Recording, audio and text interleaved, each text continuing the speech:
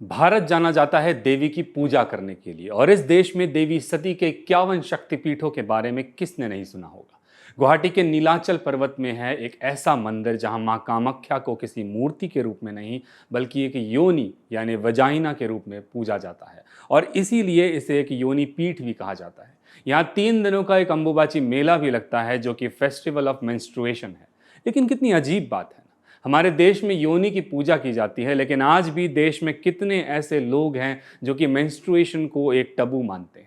नारी को उस वक्त इस नज़रिए से देखा जाता है कि उसने कोई क्राइम कर दिया हो। खैर, रोचक बात यह है कि साल में 3 दिन के लिए कामाख्या मंदिर को दर्शन और पूजा के लिए बंद रखा जाता है और ऐसे वक्त में माना जाता है कि माता अपने मेंस्ट्रुएशन फेज में होती है। इस समय ब्रह्मपुत्र नदी का पानी भी लाल हो जाता है और लोगों का मानना है कि ये योनि से निकले हुए खून का रंग है, लेकिन कुछ लोगों का कहना है कि पंडित ब्रह्मपुत्र नदी में सिंदूर डालकर उसे रंग देते हैं। लेकिन सवाल ये उठता है कि नदी के पानी को अगर लाल करना ही है तो कितना ज़्यादा सिंदूर चाहिए होगा, और इसके अलावा भी कई जियोलॉजिकल थ्योरीज हैं जिनके बारे में हम आपको बाद में बताएंगे। लेकिन रीजंस कुछ भी हो, इससे एक बात ज़रूर पता चलती है कि कामाख्या मंदिर लोगों को सिखाता है कि menstruation is a natural process और इसमें कोई गलत बात नहीं है। ये प्रोसेस है, तभी आज आप हमारी वीडियो देखने के लिए जिंदा हो, तभी हम आपके सामने आपकी स्क्रीन पर आकर इन बातों को बता पा रहे हैं। नमस्कार, द कॉर्ड में आप सभी का स्वागत है।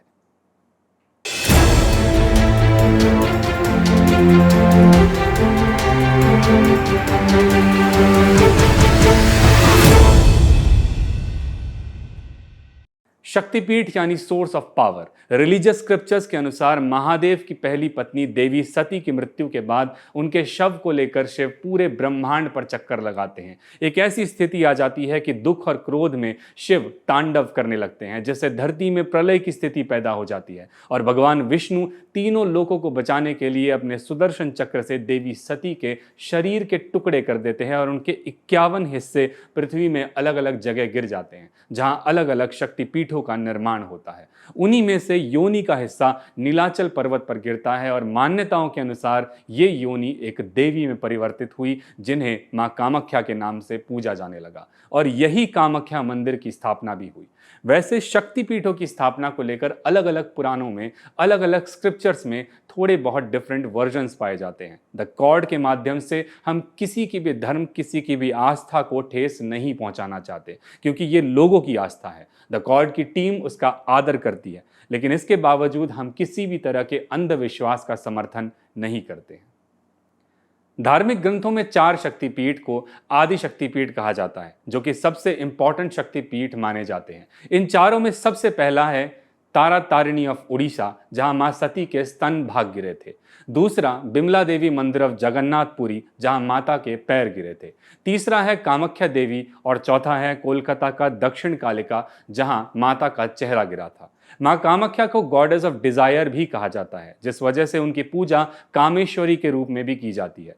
कामाख्या मंदिर की एक और खास बात है यहाँ मानी जाने वाली तांत्रिक पूजा। सनातन धर्म के एक फेमस साधक श्री राजर्षि नंदी के मुताबिक यहाँ की जाने वाली तंत्र साधना बेहद ही खूबसूरत होती है। When I say tantra sadhana, I don't mean all that jadoo tona type of very negative image that is created in movies. No, not that. Okay, the actual vidya of tantra, which is very powerful. और ये बिल्कुल भी उन विद्याओं की तरह नहीं है जो बॉलीवुड मूवीज में जादू टोना दिखाया जाता है। अंबुबाची मेले के दौरान यहाँ कई तांत्रिक आया करते हैं जो कि 10 महाविद्याओं की पूजा करते हैं।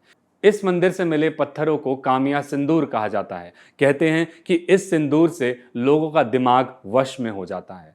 एक और मान्यता ये भी है कि माता सती की योनि जब कामरूप के पहाड़ों पर गिरी तो पहाड़ का रंग नीला हो गया और तब से इस पहाड़ को नीलाचल कहा जाने लगा। और लिखा भी तो गया है, कामाख्ये वरदे देवी नील पर्वत वासिनी त्वम देवी जगताम मातर योनि मुद्रे नमोस्तुते। कामाख्या टेम्पल के कंस्ट्रक्शन को लेकर काफ़ी सारी थ्योरीज हैं। एक थ्योरी के अनुसार कामाख्या मंदिर की स्थापना कामदेव ने की, लेकिन कैसे, आइए जानते हैं। कालिका पुराण में बताया गया है कि देवी सती के आत्मदाह के बाद महादेव ब्रह्मपुत्र नदी के बीच एक चोटी पर समाधि में चले गए थे।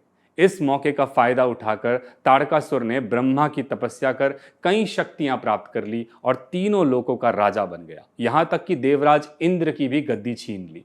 जब देवों ने ब्रह्मा से प्रार्थना की तो बताया गया कि तारकासुर को सिर्फ महादेव का पुत्र ही मार सकता है, लेकिन उसके लिए शिव की समाधि भंग करना जरूरी था और इसका काम सौंपा गया कामदेव को। कामदेव ने अपने बाण से शिव की समाधि भंग करी, लेकिन शिव के क्रोध से कामदेव खुद भस्म हो गए। तब कामदेव की पत्नी देवी रति ने शिव से कामदेव को जीवन देने की प्रार्थना की। शिव ने जीवन दान तो दिया, लेकिन कामदेव को अपना शरीर नहीं मिला। तब शिव ने कामदेव और देवी रति से कहा कि नीलाचल पर्वत पर देवी सती का योनि अंग है, आपको उनकी सेवा करनी होगी। जिसके बाद उस स्थान पर कामदेव ने भगवान विश्वकर्मा की मदद से एक मंदिर का निर्माण कराया, जिसमें भैरव और 64 योगिनी की मूर्तियों की भी स्थापना की। फिर कामदेव को अपना रूप भी मिल गया और मंदिर का नाम कामाख्या नहीं, आनंदाख्या रखा गया। और जिस स्थान पर महादेव समाधि में लीन हुए थे, वहां उमानंद भैरव मंदिर की स्थापना की गई और कहा जाता है कि जो भी कामाख्या मंदिर के दर्शन के लिए आता है, उसे भैरव के मंदिर में दर्शन करने ही होते हैं, नहीं तो यात्रा अधूरी रह जाती है। कहा जाता है कि यहाँ माँ कामाख्या के साथ माँ लक्ष्मी और माँ सरस्वती भी वास करती है। मंदिर की नॉर्थ साइड में एक कुंड यानी होली पूल बनवाया गया है, लेकिन कहा जाता है कि ये मंदिर प्राचीन काल में ही तबाह हो गया था, जिसके अवशेष आज भी नीलाचल पर्वत में कहीं दफन है। ऐसी भी थ्योरीज हैं कि प्राग ज्योतिषपुर के राजा नरकासुर द्वारा कामाख्या मंदिर को फिर से बनवाया गया, जिसका काम फिर से विश्वकर्मा भगवान को दिया गया। कालिका पुराण में बताया गया है कि मंदिर की कंस्ट्रक्शन के दौरान सीढ़ीनुमा पत्थर से 4 रास्ते बनाए गए। कहा जाता है कि राजा नरक देवी कामाख्या से शादी करना चाहता था, लेकिन मां उनसे शर्त लगाती है ये कहकर कि ये शादी तब ही करेंगी जब राजा पर्वत के शीर्ष से मंदिर तक का रास्ता एक ही रात में पूरा करेंगे। कार्य असफल हो जाता है जब देवी एक मुर्गे को भेज देती है, जो कि सुबह की शुरुआत की बांग दे देता है। असुरराज क्रोध में उस मुर्गे को मार देते हैं और उस स्थान को कुकुराकोटा के नाम से जाना जाता है। वहीं नरकासुर के ही कार्य को मंदिर का फाउंडेशन माना जाता है और उस रास्ते को मेखला उजवा पथ कहा जाने लगा। इसके बाद कोच राजाओं के शासन में भी राजा विश्वसिंघा ने मंदिर को ईंट और सोने से फिर से बनवाया, लेकिन बाद में बंगाल सल्तनत के मुस्लिम जनरल काला पहाड़ ने मंदिर को तोड़ दिया, जिसे फिर से राजा विश्वसिंघा के बेटे राजा नर नारायण ने बनवाया। कोच राजाओं के शासन के बाद अहोम साम्राज्य एक्सपैंड होने लगा, जिसके कई राजाओं ने भी मंदिर निर्माण में अपनी भूमिका निभाई। आज भी जब आप मंदिर की पत्थरों की बनावट को देखेंगे तो यही पता चलता है कि मंदिर को कई बार रेनोवेट किया गया है। बाद में एक हाइब्रिड इंडिफिनिट स्टाइल से इस मंदिर को बनवाया गया, जिसे नीलाचल टाइप डिजाइन कहा जाता है। मंदिर का ये आर्किटेक्चर तांत्रिक साधना की किताब योगिनी तंत्र में लिखा गया है, जो कि 15वीं सदी में लिखा गया टेक्स्ट है। मंदिर की दीवारों पर अहोम राजा राजेश्वर सिंघा और गौरीनाथ सिंघा के इंस्क्रिप्शंस भी हैं, यानी कि ये चेंबर अहोम साम्राज्य के दौरान ही बनवाया गया था। अब बात करते हैं about the mysteries of Kamakhya Devi मंदिर। पूरे साल कामाख्या मंदिर में भक्त आते ही रहते हैं, लेकिन 3 दिन ऐसे होते हैं जब भक्त भारी मात्रा में यहाँ आया करते हैं और कहा जाता है कि यही 3 दिन देवी के मासिक चक्र के दिन होते हैं। और यही एक वजह बताई जाती है कि 3 दिनों के लिए ब्रह्मपुत्र नदी का लाल हो जाना। और माता के मासिक चक्र को सेलिब्रेट करने के लिए ही जून के महीने में 3 दिनों के लिए ही अंबुबाची मेले को ऑर्गेनाइज किया जाता है। इस दौरान मंदिर के भीतर जमीन पर एक सफेद कपड़ा बिछा दिया जाता है और मंदिर के द्वार भक्तों के लिए बंद कर दिए जाते हैं। और 3 दिनों के बाद जब द्वार खोले जाते हैं तो ऐसा कहा जाता है कि यह कपड़ा पूरी तरह लाल और गीला हो जाता है। इस कपड़े को अंबुबाची वस्त्र या रक्त वस्त्र कहा जाता है और इस वस्त्र के टुकड़े करके भक्तों को प्रसाद के रूप में दिया जाता है। लोग इसे अपने घर लाकर पूजा स्थल पर रख देते हैं, लेकिन सबसे बड़ा सवाल यहाँ ये आता है कि पूरे साल भक्त यहाँ आते तो रहते हैं, लेकिन इन 3 दिनों में भक्तों की संख्या हजारों लाखों में क्यों हो जाती है? क्या सिर्फ देवी के मासिक चक्र को सेलिब्रेट करना ही इसके पीछे का कारण होगा? तो इसका जवाब है नहीं। इन 3 दिनों में यहाँ तंत्र साधना की फ्रीक्वेंसी बहुत ज्यादा बढ़ जाती है। तंत्र साधना के अनुसार देवी शक्ति के 10 रूप हैं, जिन्हें 10 महाविद्या कहा जाता है। काली, तारा, त्रिपुर सुंदरी, भुवनेश्वरी, छिन्नमस्ता, त्रिपुर भैरवी, धूमावती, बगलामुखी, मातंगी और कमला। और तांत्रिक साधना करते वक्त इन्हीं की पूजा किया करते हैं। अंबुबाची मेले में यही तांत्रिक अपनी तंत्र शक्तियों की सिद्धि के लिए यहाँ आते हैं और कहा जाता है कि इन 3 दिनों में इस मंदिर की एनर्जी में बिल्कुल बदलाव आ जाता है। कहा जाता है कि तांत्रिक न केवल अपनी शक्तियों को बढ़ाने के लिए देवी की पूजा करते हैं, बल्कि कई तरह के रिचुअल्स भी यहाँ होते हैं, जिसमें ब्लैक मैजिक, ईविल स्पिरिट से मुक्ति जैसी प्रक्रियाएं होती है और इसलिए यहाँ कई जानवरों की बलि दी जाती है और ये बलि कभी भी फीमेल एनिमल्स की नहीं दी जाती। ये भी एक कारण है कि मंदिर परिसर में इस दौरान सिर्फ और सिर्फ लाल खून दिखाई देता है। बलि देने की इस प्रक्रिया के लिए एक अलग कक्ष बनाया गया है और भक्त कोशिश करते हैं कि वे बलि चढ़ते हुए जानवरों को अपनी आंखों से देख सके, क्योंकि यहाँ ये मान्यता है कि जो जानवरों के सर कटते हुए देख ले वो पूरे साल खुश रहता है।